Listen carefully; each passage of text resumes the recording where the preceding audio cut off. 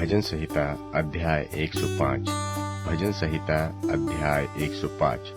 यहोवा का धन्यवाद करो, उससे प्रार्थना करो, देश देश के लोगों में उसके कामों का प्रचार करो, उसके लिए गीत गाओ, उसके लिए भजन गाओ, उसके सब आश्चर्य कर्मों पर ध्यान करो, उसके पवित्र नाम की बड़ाई करो और यहोवा के खोजियों का हृदय आनंदित हो।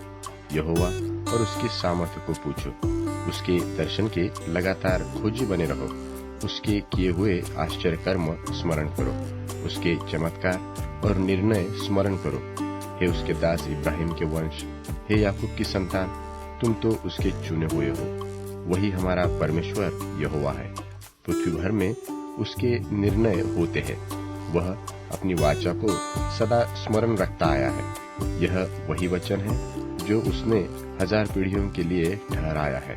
वह वाचा उसने इब्राहिम के साथ बांधी और उसके विषय में उसने इसहाक से शपथ खाई है, और उसी को उसने याकूब के लिए विधि करके और इस्राएल के लिए यह कहकर सदा की वाचा करके दृढ़ किया कि मैं कनान देश को तुझी को दूंगा, वह बाँट में तुम्हारा निज भाग होगा।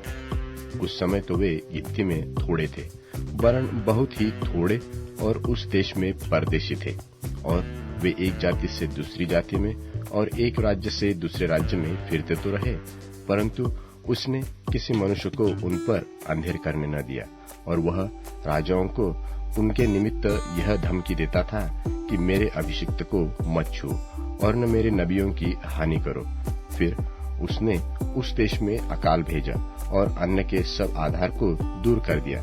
उसने यूसुफ नाम एक पुरुष को उनसे पहले भेजा, जो दास होने के लिए बेचा गया था। लोगों ने उसके पैरों में बेड़ियां डालकर उसे दुख दिया। वह लोहे की सांकलों से जकड़ा गया जब तक कि उसकी बात पूरी न हुई। तब तक यहोवा का वचन उसे कसौटी पर कसता रहा। तब राजा ने दूत भेजकर उसे निकलवा लिया, और देश देश के लोगों के स्वामी ने उसके बंधन खुलवाए। उसने उसको अपने भवन का प्रधान और अपनी पूरी संपत्ति का अधिकारी ठहराया कि वह उसके हाकिमों को अपनी इच्छा के अनुसार कैद करे और पुरनियों को ज्ञान सिखाए। फिर इस्राएल मिस्र में आया और याकूब हाम के देश में परदेशी रहा। तब तक उसने अपनी प्रजा को गिनती में बहुत बढ़ाया और उसके द्रोहियों से अधिक बलवंत किया। उसने मिस्रियों के मन को ऐसा फेर दिया कि वे उसकी प्रजा से बैर रखने और उसके दासों से छल करने लगे। उसने अपने दास मूसा को और अपने चुने हुए हारून को भेजा। उन्होंने उनके बीच उसकी ओर से भांति भांति के चिन्ह और हाम के देश में चमत्कार दिखाए। उसने अंधकार किया और अंधियारा हो गया, और उन्होंने उसकी बातों को न टाला। उसने मिस्रियों के जल को लोहू कर डाला और मछलियों को मार डाला। मेंढक उनकी भूमि में, वरन उनके राजा की कोठरियों में भी भर गए। उसने आज्ञा दी, तब डास आ गए और उनके सारे देश में कुटिया आ गई। उसने उनके लिए जलवृष्टि की संति ओले और उनके देश में धधकती आग बरसाई, और उसने उनकी दाखलताओं और अंजीर के वृक्षों को, वरन उनके देश के सब पेड़ों को तोड़ डाला। उसने आज्ञा दी, तब अनगिनत टिड्डियां और कीड़े आए, और उन्होंने उनके देश के सब अन्नादि को खा डाला और उनकी भूमि के सब फलों को चट कर गए। उसने उनके देश के सब पहिलौठों को, उनके पुरुषों के सब पहले फल को नाश किया। वह अपने गोत्रियों को सोना चांदी दिलाकर निकाल लाया, और उनमें से कोई निर्बल न था। उनके जाने से मिस्री आनंदित हुए, क्योंकि उनका मन डर से समा गया था।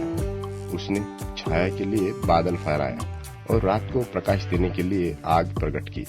उन्होंने मांगा, तब उसने बटेरे पहुंचाए और उनको स्वर्गीय भोजन से तृप्त किया। उसने चट्टान फाड़ी, तब पानी बह निकला और निर्जल भूमि पर नदी बहने लगी, क्योंकि उसने अपने पवित्र वचन और अपने दास इब्राहिम को स्मरण किया।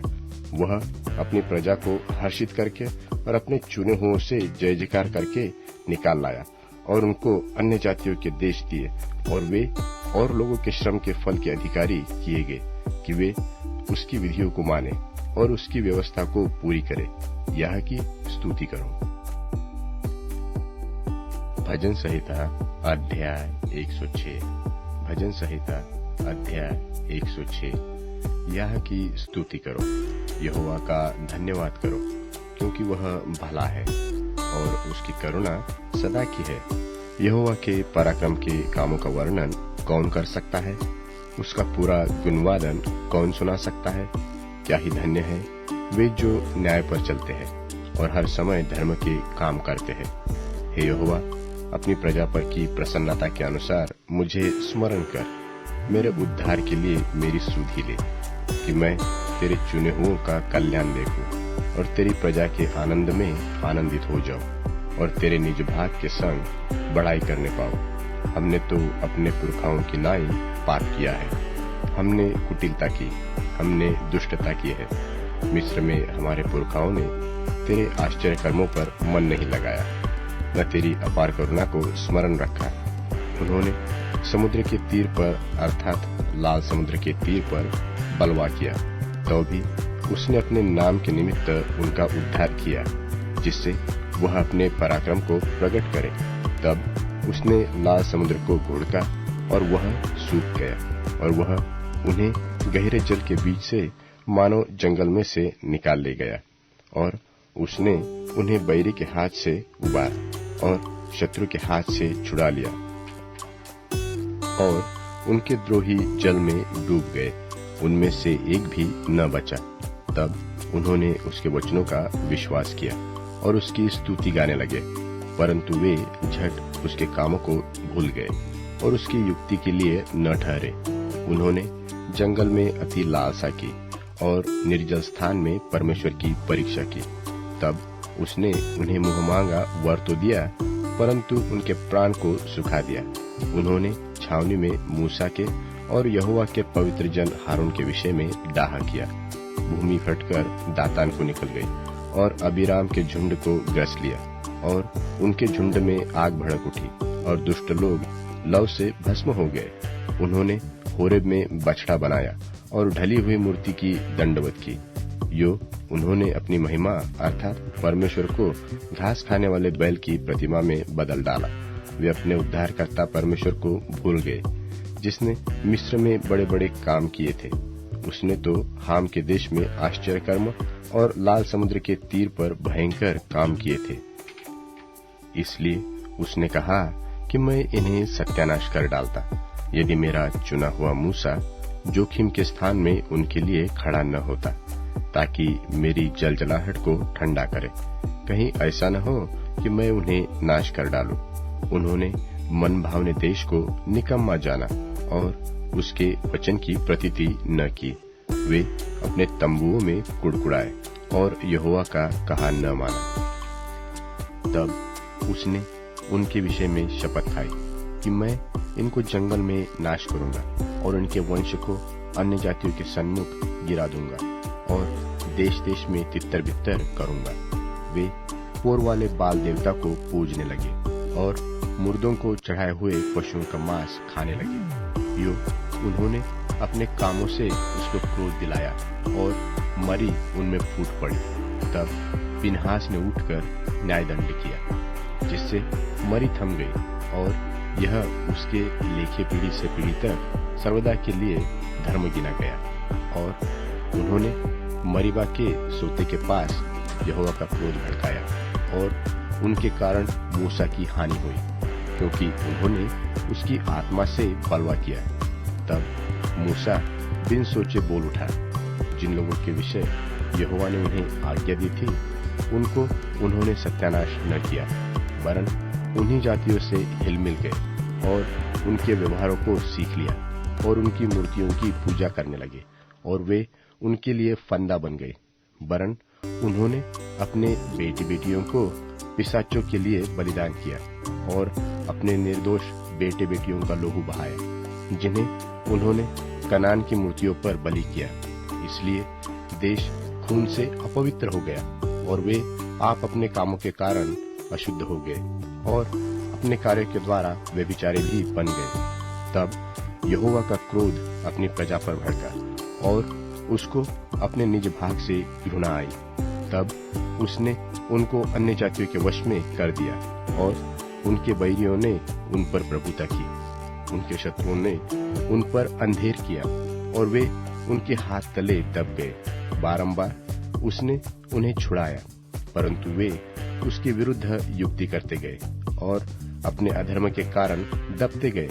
तो भी जब जब उनका चिल्लाना उसके कान में पड़ा, तब तब उसने उनके संकट पर दृष्टि की और उनके हित अपनी वाचा को स्मरण करके अपनी अपार करुणा के अनुसार तरस खाया, और जो उन्हें बंधुए करके ले गए थे उन सब से उन पर दया कराई। हे हमारे परमेश्वर यहोवा, हमारा उद्धार कर और हमें अन्य जातियों में से इकट्ठा कर ले कि हम तेरे पवित्र नाम का धन्यवाद करें और तेरी स्तुति करते हुए तेरे विषय में बढ़ाई करें। इस्राएल का परमेश्वर यहोवा अनादिकाल से अनंत काल तक धन्य है, और सारी प्रजा कहे आमीन। यह की स्तुति करो। भजन संहिता अध्याय 107। भजन संहिता अध्याय 107। यहोवा का धन्यवाद करो, क्योंकि वह भला है और उसकी करुणा सदा की है। यहोवा के छुड़ाए हुए ऐसा ही कहे, जिन्हें उसने द्रोही के हाथ से दाम देकर छुड़ा लिया है और उन्हें देश देश से, पूरब, पश्चिम, उत्तर और दक्षिण से इकट्ठा किया है। वे जंगल में मरुभूमि के मार्ग पर भटकते फिरे और कोई बसा हुआ नगर न पाया। भूख और प्यास के मारे वे विकल हो गए। तब उन्होंने संकट में परमेश्वर की, यहोवा की दोहाई दी और उसने उनको सकीती से छुड़ाया और उनको ठीक मार्ग पर चलाया, ताकि वे बसने के लिए किसी नगर को जा पहुंचे। लोग यहोवा की करुणा के कारण और उन आश्चर्य कर्मों के कारण जो वह मनुष्यों के लिए करता है उसका धन्यवाद करें, क्योंकि वह अभिलाषी जीव को संतुष्ट करता है और भूखे को उत्तम पदार्थों से तृप्त करता है। जो अंधियारे और मृत्यु की छाया में बैठे, दुख में पड़े और बेड़ियों से जकड़े हुए थे, इसलिए कि वे परमेश्वर के वचनों के विरुद्ध चले और परम प्रधान की सम्मति को तुच्छ जाना, तब उसने उनको कष्ट के द्वारा दबाया। वे ठोकर खाकर गिर पड़े और उनको कोई सहायक न मिला। तब उन्होंने संकट में यहोवा की दुआई दी और उसने सकीती से उनका उद्धार किया। उसने उनको अंधियारे और मृत्यु की छाया में से निकाल लाया और उनके बंधनों को तोड़ डाला। लोग यहोवा की करुणा के कारण और उन आश्चर्य कर्मों के कारण जो वह मनुष्यों के लिए करता है उसका धन्यवाद करें, क्योंकि उसने पीतल के फाटकों को तोड़ा और लोहे के बेड़ों को टुकड़े टुकड़े किया। मूढ़ अपनी कुचाल और अधर्म के कामों के कारण अति दुखित होते हैं। उनका जी सब भांति के भोजन से मिचलाता है और वे मृत्यु के फाटक तक पहुंचते हैं। तब वे संकट में यहोवा की दुहाई देते हैं और वह सकेती से उनका उद्धार करता है। वह अपने वचन के द्वारा उनको चंगा करता है और फिर जिस गड्ढे में वे पड़े हैं उससे निकालता है। लोग यहोवा की करुणा के कारण और उन आश्चर्य कर्मों के कारण जो वह मनुष्यों के लिए करता है उसका धन्यवाद करें और धन्यवाद बलि चढ़ाए और जय जयकार करते हुए उसके कामों का वर्णन करें। जो लोग जहाजों में समुद्र पर चलते हैं और महासागर पर होकर व्यापार करते हैं, वे यहोवा के कामों को और उन आश्चर्य कर्मों को जो वह गहरे समुद्र में करता है देखते हैं, क्योंकि वह आज्ञा देता है। तब प्रचंड बयार उठकर तरंगों को उठाती है। वे आकाश तक चढ़े जाते हैं, फिर गहराई में उतर आते हैं और क्लेश के मारे उनकी जी में जी नहीं रहता। वे चक्कर खाते और मतवाले की नाई लड़खड़ाते हैं और उनकी सारी बुद्धि मारी जाती है। तब वे संकट में यहोवा की दुहाई देते हैं और वह उनको सकीती से निकालता है। वह आंधी को थाम देता है और तरंगे बैठ जाती है। तब वे उनके बैठने से आनंदित होते हैं और वह उनको मन चाहे बंदर स्थान में पहुंचा देता है। लोग यहोवा की करुणा के कारण और उन आश्चर्य कर्मों के कारण जो वह मनुष्यों के लिए करता है उसका धन्यवाद करें और सभा में उसको सराहे और पुरनियों के बैठक में उसकी स्तुति करे। वह नदियों को जंगल बना डालता है और जल के सोतों को सूखी भूमि कर देता है। वह फलवंत भूमि को नोनी करता है। यह वहां के रहने वालों की दुष्टता के कारण होता है। वह जंगल को जल का ताल और निर्जल देश को जल के सोते कर देता है। और वहां वह भूखों को बसाता है कि वे बसने के लिए नगर तैयार करें और खेती करे और दाख की बारियां लगाए और भांति भांति के फल उपजा ले। और वह उनको ऐसी आशीष देता है कि वे बहुत बढ़ जाते हैं और उनके पशुओं को भी वह घटने नहीं देता। फिर अंधेर, विपत्ति और शोक के कारण वे घटते और दब जाते हैं और वह हाकिमों को अपमान से लाद कर मार्ग रहित जंगल में भटकाता है। वह दरिद्रों को दुख से छुड़ाकर ऊंचे पर रखता है और उनको भेड़ों के झुंड सा परिवार देता है। सीधे लोग देखकर आनंदित होते हैं और सब कुटिल लोग अपने मुंह बंद करते हैं। जो कोई बुद्धिमान हो वह इन बातों पर ध्यान करेगा और यहोवा की करुणा के कामों पर ध्यान करेगा। तीमुथियुस के नाम पौलुस प्रेरित की पहली पत्री 5वां अध्याय।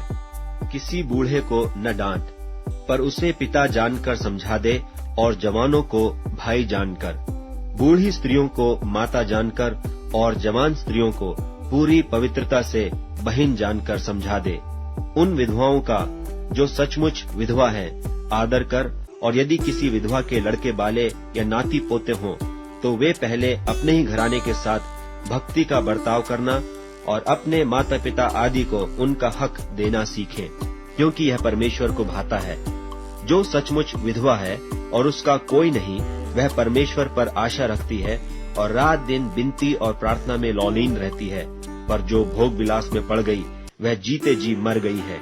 इन बातों की भी आज्ञा दिया कर ताकि वे निर्दोष रहें। पर यदि कोई अपनों की और निज करके अपने घराने की चिंता न करे तो वह विश्वास से मुकर गया है और अविश्वासी से भी बुरा बन गया है। उसी विधवा का नाम लिखा जाए जो 60 वर्ष से कम की न हो और एक ही पति की पत्नी रही हो और भले काम में सुनाम रही हो, जिसने बच्चों का पालन पोषण किया हो, पाहुनों की सेवा की हो, पवित्र लोगों के पांव धोए हो, दुखियों की सहायता की हो और हर एक भले काम में मन लगाया हो।